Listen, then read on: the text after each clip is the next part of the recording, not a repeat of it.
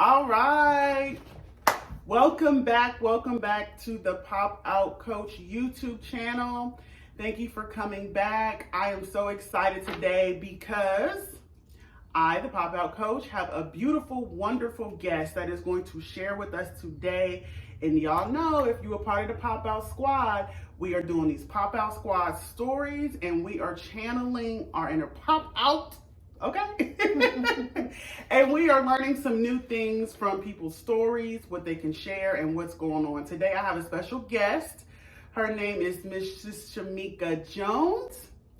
I love this woman. Like, I 100% love her with all my heart. She has been a friend of mine for 8 years. Oh, man. Yeah, around 7 to 8 years. And she is someone, if you already know my story, who helped me through that last dark season of my life. She was there, prayed me through, coached me through, and I can definitely say she was a huge part of me coming out of that. So I am grateful for her. So she has written a book, and she is here today to share some of her nuggets, some of her wisdom, and we're just going to love up on her and learn some new things and grow a little bit. So let me just tell you a little bit about her. Miss Shameka Jones is the CEO of 360 Health Transformations, LLC, a health and wellness coaching and consulting business. Shameka's signature program focuses on 6 dimensions of health, all right? Physical, mental, emotional, social, spiritual, and financial health. She has a Facebook group that inspires, empowers, and equips women to transform their health by changing their mindsets. She has a master's in healthcare administration and a bachelor's in healthcare management. She is a certified health coach, certified NLP practitioner, a licensed minister, and an author. She enjoys helping women transfer their life through health, their mindset shift, and a purpose-filled life. So welcome Miss Shameka today, y'all. Hi Shameka, how you doing? Hello. I am excited to have her. Okay, so we're going to just kind of go into the book that she has co-authored with 9 other authors. Listen, y'all. The Unchained Goddess, okay? Stories written by powerful female Black leaders from around the world. She is one of the co-authors. And so we're going to be talking a little bit about what she contributed to the book. And we're going to talk about an Unchained Goddess, exactly what that is. So Miss Shameka, we're just going to go right into it. Okay. How do you define what an Unchained Goddess is?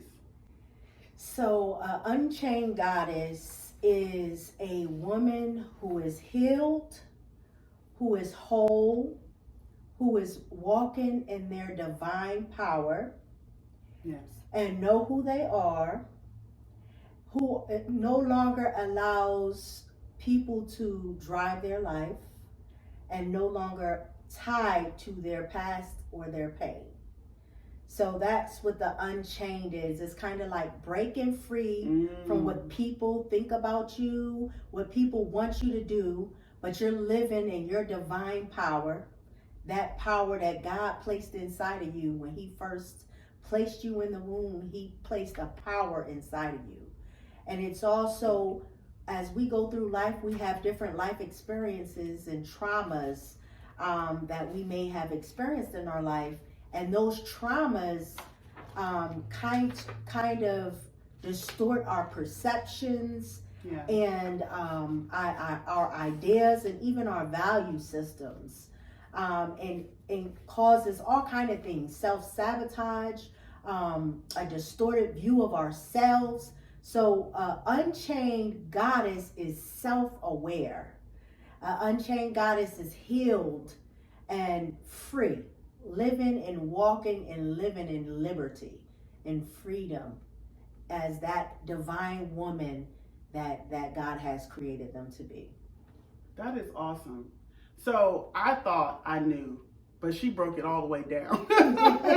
Because unchained means that at one point you were chained. Chained, exactly.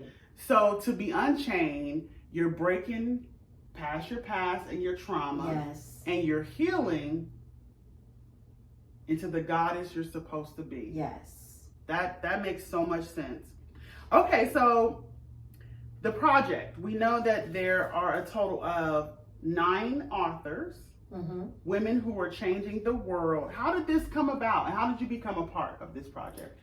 So I want to say a family member, because Tierra Womack, who's one of the co-authors, was one of my youngest cousins' best friends, and I knew her since she was a little girl, and it was like she was like my cousin, a little sister, because I look at my cousin not as a cousin but as a sister. And she reached out to me. We had connected prior to it because she's a coach, and we wanted to collaborate and do a couple things together, and a lot of the things that we were doing were in alignment. So that took our relationship to a different level. We were family, but then we became, business partners, so to speak, because we were coming together on a business level. And she had already co-authored a book with some of the women that's a part of this project. And I have to mention Leanne, who's the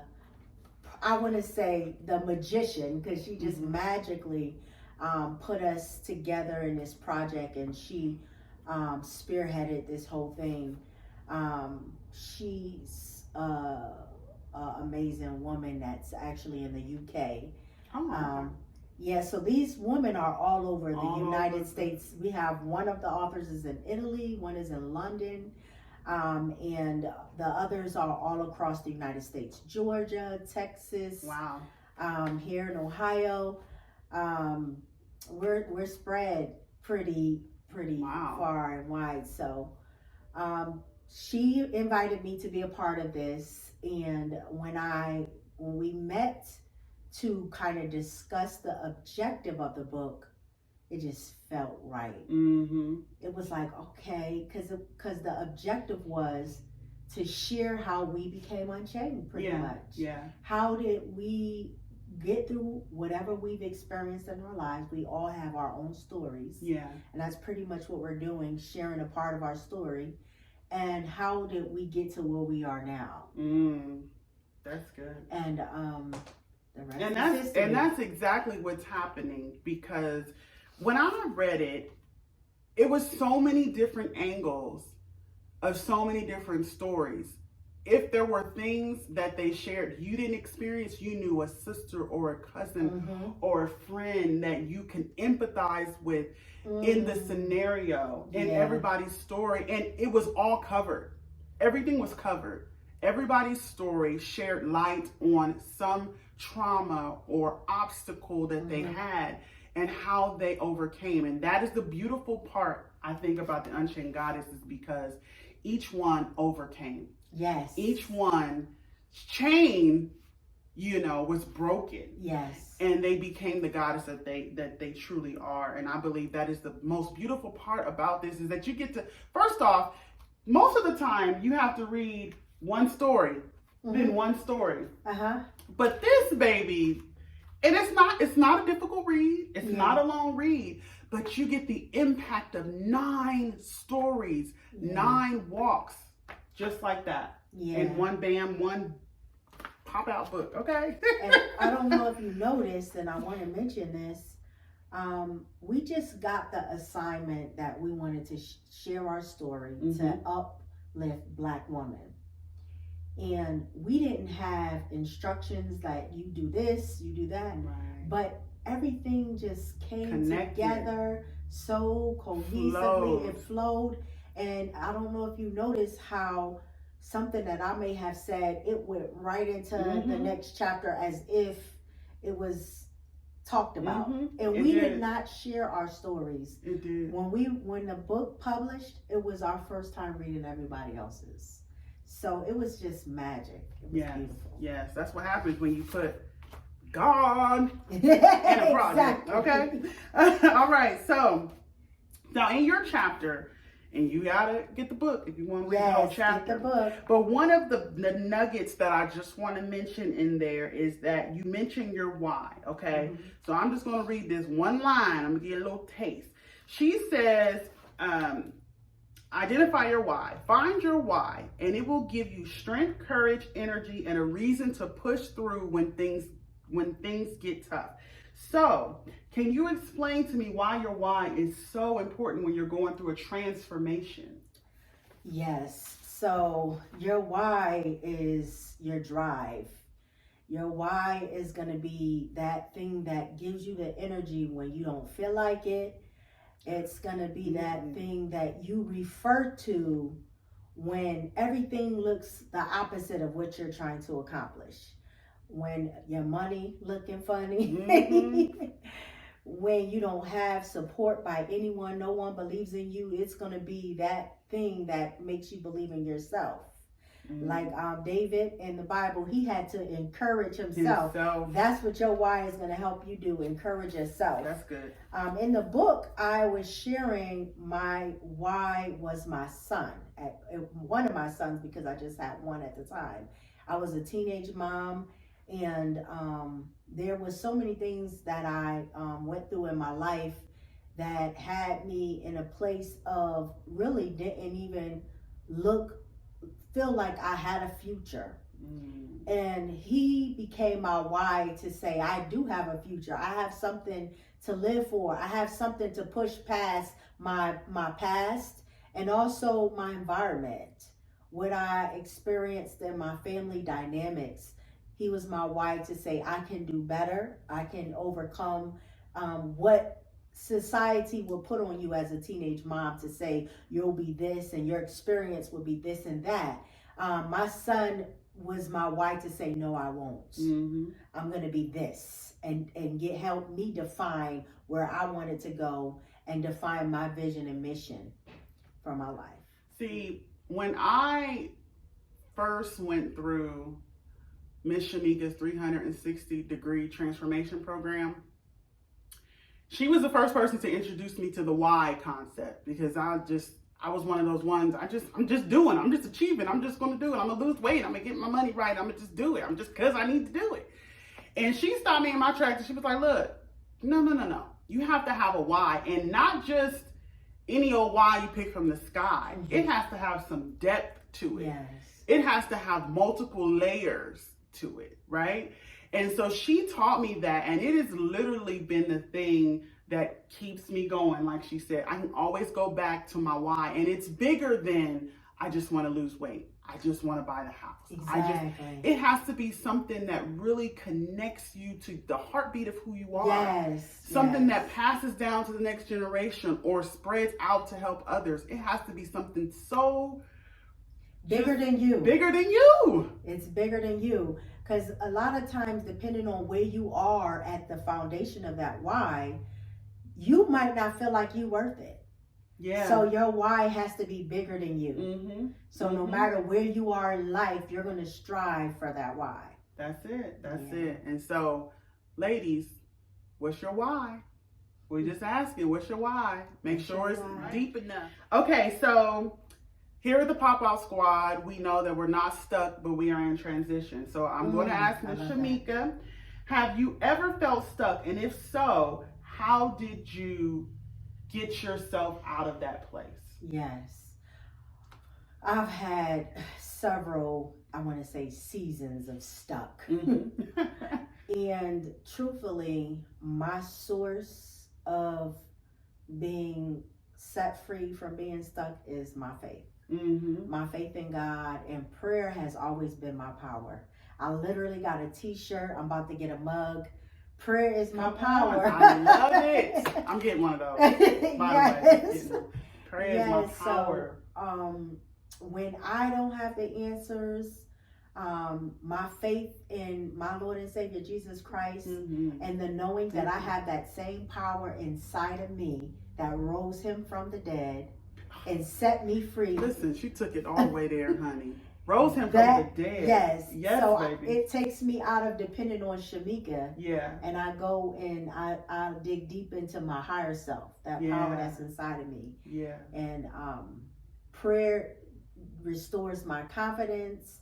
Prayer helps me realize that this is not me going to be doing it, but where I'm weak, that my Lord and Savior is going to give me strength and see me through it. And it's going to be exceedingly, abundantly more than I can even think about, imagine. Listen. So I forgot to mention this in the bio part of the video. This lady right here is a prayer warrior, fire intercessor extraordinaire, honey. Okay, she will pray heaven down. She just literally in the middle of this interview, just like in a little way, snuck in praying heaven down. Only Miss Shameka Jones could do that. Yes, I love it. I love it. Prayer is my power. Yes. Prayer is my power. yes. That's good, y'all. Remember that. Prayer is your power. Okay, next question. If you could tell your younger self something, what would that be? I would tell my younger self to not focus on pleasing people, but to focus on pleasing God. Because for a great part of my life, I spent time trying to please people, and that ties to some rejection and abandonment things that I've experienced. I kind of talk about that in the book. But when you are a people pleaser, you are running like a mouse on a wheel because you can't please people. Because people just can't be pleased. They can't. They can't. But see, the beauty about our God is that we don't have to do nothing to earn his love. Yeah. We don't have to do nothing to earn his grace. And listen, that mercy gives us what we do deserve. We don't get it. Wow. So what wait, choices? okay, hold on, wait. Yes. Run that back. So that mercy that God gives us, what we do deserve, we don't receive it. So what our choices we've made that should have had outcomes. That's good. That we should have had some things happen a certain way, but God's mercy allowed us not to receive that. So we don't have to work ourselves out to please God. He's pleased in us walking in purpose. That's good. So when we're walking into the woman that he's designed us to be, we're pleasing him. Wow. When we're walking with the fruits of him flowing through us, we're pleasing him. And that's not hard if we stay on that narrow path and we keep our eyes focused on him, because he's going to be guiding and leading us to do it. We're not doing it from our own mind, from our own ability. He's guiding and leading us into doing it. When we look in to please people, nobody's holding our hand to help us do anything. We're just wearing ourselves out. Wearing ourselves out. Like a hamster on a wheel. Not getting anywhere. So you would tell your younger self to not please people, but please God. Yes. That's good. I have a strong history of pleasing people. And that is something I'm still learning. Yeah. To not please people, but please God. And that's in everything. On your job, make God your CEO. Make God your boss. Yes. On your job, no matter what you're doing as a parent. That's good. Make God the one who you're trying to please, not your children. Oh, that one's hard because they want things and need things, and we want to pacify it. But all right, young Shameka, don't be people pleasing. All right, so let us know the most important thing you hope women take from this book. The most important thing that I hope that women take from this book is that, and it's in my last paragraph, that you already have everything inside of you to overcome, to break generational curses off of your life, to change the trajectory of your life. So if all hell is breaking through in your life right now, you have everything inside of you. You can overcome. Matter of fact, you are more than a conqueror already. So I would say dig deep within.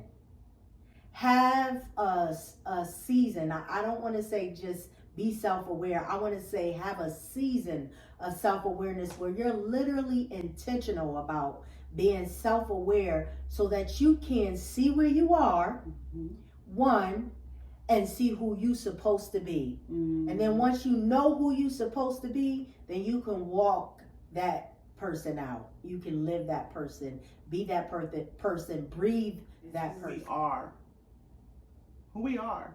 Yes. Not who we used to be, who we're becoming, who we are. Yes. That is so good.